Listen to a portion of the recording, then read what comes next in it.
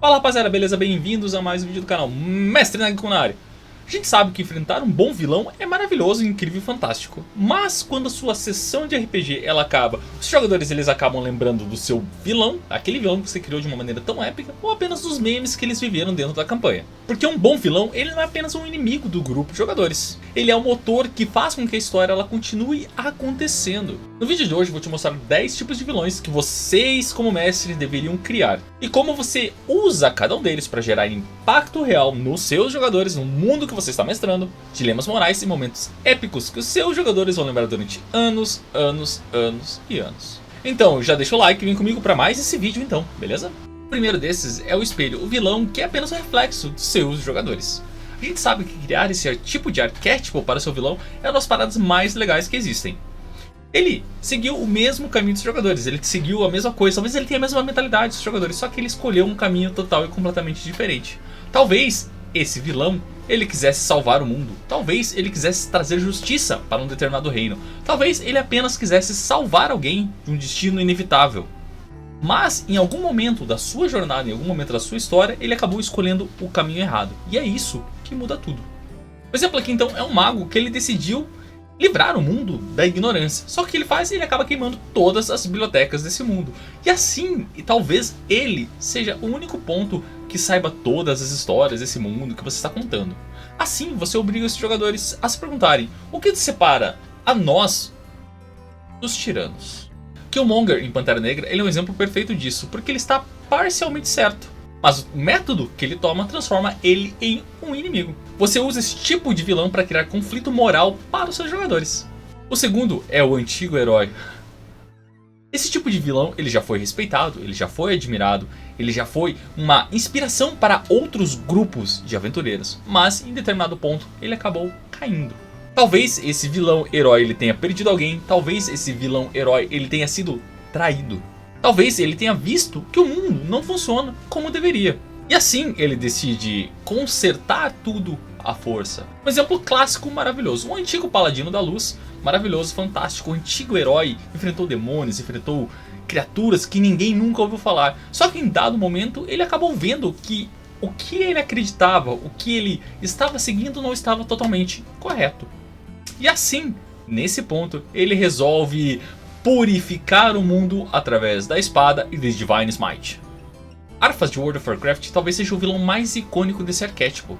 Esse tipo de vilão ele cria uma pergunta poderosa na sua mesa de RPG. Será que o nosso grupo pode acabar assim algum dia? É dispensável. O terceiro é o crente fanático. Esse tipo de vilão ele não acredita que ele está errado, ele acredita que ele está total e completamente certo nas decisões que ele toma de queimar o mundo. E é exatamente isso, e é exatamente essa certeza que ele tem que torna ele tão perigoso. Porque aqui não existe negociação com alguém que acredita total e completamente que está fazendo tudo o que ele está fazendo para salvar o mundo. Talvez esse grande vilão, esse crente fanático seja um clérigo que está tentando limpar o mundo de toda a magia profana que existe nesse mesmo mundo que você está mestrando. Talvez ele seja um inquisidor, talvez ele seja um profeta. Oh meu Deus, vai acontecer isso, vamos evitar que isso aconteça. Thanos é um exemplo muito perfeito disso. Ele não quer destruir o universo, vou destruir tudo, ele quer apenas salvá-lo. Quando o seu vilão ele tem uma lógica interna tão forte, ele deixa de ser caricatura. Ele vira o personagem central da tua campanha talvez, o que seja muito legal. Colocar ele em alguns pontos ali, maravilhoso. O quarto é o vilão invisível. É aquele vilão que as coisas estão acontecendo, só que ninguém vê. Lá do outro lado do mundo que está acontecendo as coisas, só que os jogadores eles escutam boatos e acabam não tendo impacto nos jogadores. Só que eles não veem que esse mesmo vilão ele está potencialmente se tornando mais forte, fortificando suas alianças, fortificando seu exército, até mesmo seus poderes. E aquilo que eu falei, não parece, mas ele influencia talvez decisões de outros reinos. Ele manipula outros reis, nobres, aventureiros, guildas. Ele começa a mover peças dentro de um tabuleiro invisível para os jogadores, mas muito visível para esse vilão. Esse vilão então ele pode ser um conselheiro real, um banqueiro, um arquimago ou mesmo um líder religioso daquela igreja de luz que você criou. Não, nós temos que purificar o mundo, mas ninguém sabe que é ele. Palpatine de Star Wars é um exemplo muito legal disso. Durante anos e anos, ele manipula a galáxia de uma maneira que ninguém consegue ver. Esse tipo de vilão ele começa a criar paranoia na sua mesa de RPG, o que é maravilhoso. Os jogadores ficarem paranoicos é incrível. Os jogadores eles começam a desconfiar de tudo, de todos os NPCs que você coloca, de uma informação que você solta, de um boato que eles escutam lá na casa do Kamana. E, cara, isso começa a criar um ouro narrativo pra você como mestre. Aproveite bastante isso. O quinto é o vilão inocente. É aquele vilão que, obviamente, ninguém quer enfrentar. Pode ser uma criança amaldiçoada, um espírito perdido preso num poço, um golem recém-desperto, uma entidade extremamente poderosa que não entende o que está fazendo. A lá os titãs de Hércules, sabe? Não existe uma maldade real. Ele não está fazendo as coisas porque ele é mau, e sim porque ele é inocente, vamos chamar assim. A Wanda, em WandaVision, é um exemplo perfeito disso. Esse vilão cria o melhor tipo de confronto possível, o emocional. Porque, às vezes, vencer dentro do RPG significa machucar pessoas inocentes. O sexto é o manipulador. Esse é aquele tipo de vilão que raramente ele luta. Ele convence os outros a lutar por ele. Ele divide, ele corrompe, ele mente para todo mundo. E ele faz tudo isso com um sorriso nos lábios. É aquele cara que ele fica por trás dos panos manipulando todo mundo. Ó, vai lá e faz um negócio lá, tá ligado? Ó, resolve aquele negócio lá. Um cara atacando lá. Aqueles aventureiros lá, eles estão começando a incomodar um pouquinho, né? Você não deveria resolver isso? Acho que a gente poderia resolver isso juntos, não é? Um exemplo aqui é, obviamente, né, um conselheiro do rei que transforma todos aqueles aliados do rei em possíveis inimigos para o reino. Maravilhoso, incrível e fantástico. Mindinho em Game of Thrones é praticamente o manual descrito desse arquétipo. Aqui você usa esse tipo de vilão em campanhas políticas, campanhas de corte e também até em campanhas urbanas. Ou mesmo em qualquer campanha em que as informações que os seus jogadores eles venham a obter ou eles venham a encontrar seja muito mais importante do que o encontro de espadas, plim, plim, plom, plum. O sétimo é o vilão que tem pouco tempo. Esse é aquele tipo de vilão que tem realmente pouco tempo para resolver as coisas. Ele está morrendo, ele está desaparecendo, ele está se desfazendo, virando pó. Ou mesmo ele está perdendo alguém importante. E é por isso que ele não tem nada, absolutamente nada a perder. Talvez ele possa ser um Lich que está tentando salvar a sua própria existência. A filacteria dele está quebrando aos poucos. Talvez esse mesmo Lich esteja procurando um novo corpo. Olha que maravilhoso. Talvez esse Lich ele esteja tentando cumprir uma missão antes mesmo do fim dele ou do mundo. Um exemplo muito incrível, fantástico, maravilhoso que eu adoro ver, adoro ver. Star Wars. Anakin Skywalker, ele está tendo sonhos, ele está vendo que a Padme vai morrer.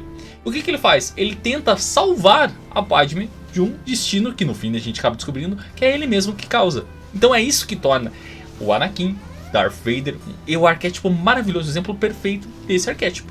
Esse tipo de vilão ele cria urgência narrativa. Tudo parece mais rápido, tudo parece mais intenso e tudo parece mais desesperado. O oitavo é o herdeiro do mal. Ele é aquele tipo de vilão que ele não escolheu ser mal, ele nasceu assim. Ele pode ser simplesmente filho de um tirano, herdeiro de um deus, talvez das sombras, marcado por uma profecia que diz que ele realmente vai destruir o mundo. Ele pode estar carregando uma maldição. Talvez ele nem queira ser o vilão da sua campanha de RPG, mas o mundo espera que ele seja. Talvez ele esteja fazendo tudo diferente. E talvez ele nem seja o vilão da sua campanha, mas talvez ele acabe se tornando o vilão que todo mundo tem tanto medo. Exemplo maravilhoso do próprio Dungeons and Dragons, Drizzt Do'Urden. Ele é um Elfo Droll, que todo mundo sabe. Todo mundo que joga RPG sabe que os Drolls, eles são malignos, vamos chamar assim, né? Existem outros termos para definir um Droll, mas esse se aplica bem. E ele faz tudo contrário à sua própria natureza. Isso é maravilhoso e incrível. Esse arquétipo funciona muito bem em campanhas que eles falam sobre destino, herança, livre-arbítrio e até sobre escolhas difíceis que seus jogadores ou mesmo esse vilão venham a fazer. O nono é o aliado traidor. Esse também é extremamente perigoso porque ele nasce, vamos chamar assim, como um amigo dos seus jogadores. Ele ajuda, ele protege, ele acompanha o grupo, ele conquista a confiança dos seus jogadores. Olhem, vamos confiar nossas vidas na sua mão, ok? Só que então, em dado momento, a traição vem. O grupo acaba sendo entregue, talvez para o grande vilão dessa campanha, ou para alguém que está associado a esse possível grande vilão, esse aliado deles, ex-aliado deles. Mas o segredo para você criar esses arquétipos é uma construção lenta. Mentiras pequenas, silêncios estranhos, olhares desviados. Quando você monta isso de uma maneira tão bem feita, essa é uma história que é contada para os seus jogadores e entre os seus jogadores em campanhas que podem durar anos ou mesmo quando eles se reunirem naquele churrasco de domingo. Saruman, do Senhor dos Anéis, é um exemplo muito legal disso. Gandalf fala pro Frodo, eu vou conversar com Saruman, o mais sábio da minha ordem. Chegando lá ele, se ferra, mas ok. Aí o Gandalf ele farma, né, matando o Balrog, ele volta em nível 20, com roupas novas, poderes novos, enfim, né, ok. Vão tolos, fly, you fools! Aí ele cai, aí ele mata o Balrog e volta cheio de XP. Mas ok, isso é conversa pra uma outra hora, né. O 10º é o Deus Adormecido. Ele não é um inimigo dos seus jogadores, ele é um evento. Ele é uma força, ele é uma presença, algo que não pode realmente ser derrotado, apenas atrasado. Nós como mestres já fizemos isso de colocar um Deus Adormecido e seus jogadores em algum momento talvez acordarem ele ou impedirem esse grande vilão de acordar, de destruir o mundo que você está narrando. Um exemplo clássico aqui, Cthulhu. Se ele realmente despertar, que é algo que a maioria das campanhas coloca, que é impedir o Cthulhu de despertar, ele vai jogar o mundo num caos, uma loucura suprema até os deuses exteriores chegarem e... bom... aí vai do mestre da criatividade para o que fazer. Eu levaria todo mundo pra fora. Todo mundo abduzido. Olha que maravilhoso. Esse tipo de vilão transforma campanhas em mitos, especialmente nos seus momentos finais de campanha. O melhor vilão não é aquele que quer destruir o mundo, é aquele que quer consertar ou mesmo salvar o mundo. Só que ele faz tudo do jeito errado, ele toma as decisões erradas que levam ele até aquele caminho, até aquele momento. Quanto mais ele acredita estar certo, eu estou certo no caminho que estou tomando, mais difícil faz esquecer-se dele.